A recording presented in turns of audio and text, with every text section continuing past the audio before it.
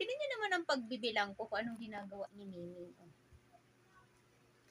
Hindi tayo natapos. Ayan.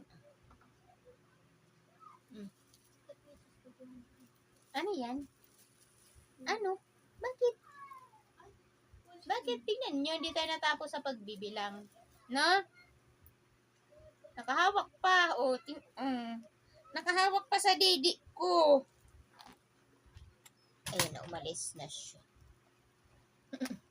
Umalis na. Ayan ang ating commercial. Miming, mahulog ka dyan. Oh, ayan na naman. Ang kulit kasi ni Miming. Oh. Ayan. So, ayan na. Ano bang video yung gagawin natin?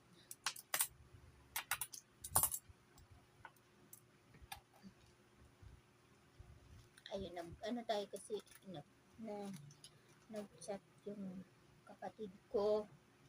Kasi nga daw ay si mama hindi na daw nakain. So, kailangan ko na daw umuwi on the spot. Sabi ko nga, wala pa nga akong mahiraman dito ng pamasahe.